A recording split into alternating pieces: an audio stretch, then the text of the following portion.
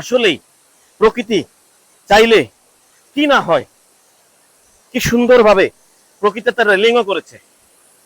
অসাধারণ বন্ধুরা, অসাধারণ। আসলেই এখানে এসে যে কেউ 1 ঘন্টা সময় অতিবাহিত করবেন, আমি নিশ্চিত করে বলতে পারি আপনি আরো সুন্দরভাবে একটা দিন বেশি বাঁচতে পারবেন।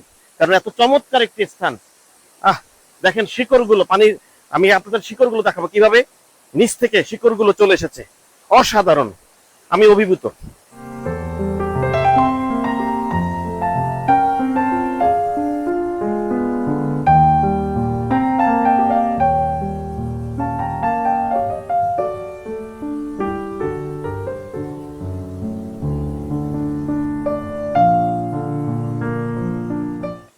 বন্ধুরা, শত শত বছর ধরে এরকম একটি গাছ সৃষ্টি হওয়ার পরে তার শিকড় দিয়ে প্রকৃতির অপার মহিমা এবং তার অপার খেলায় দেখুন কিভাবে শিকড় জমতে জমতে জমতে জমতে একটি ছোটখাটো প্রাকৃতিক ব্রিজ হয়ে গিয়েছে, যার আজ স্বমহিমায় দাঁড়িয়ে আছে সেই ব্রিজটি।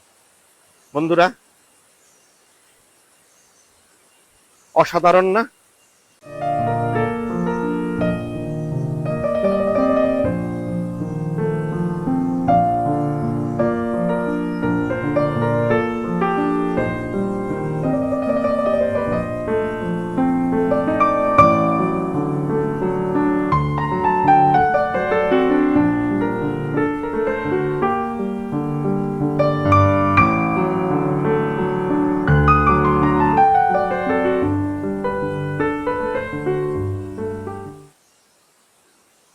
বন্ধুরা, আমি এতক্ষণ রেকি করে সবকিছু দেখে, নিচ থেকে উপর থেকে সবকিছু দেখে বুঝলাম আসলে কত শতাব্দী আগে মূল গাছটি সৃষ্টি হয়েছিল তার কোনো সুনির্দিষ্ট কোনো ব্যাখ্যা নেই বা কেউ জানেও না।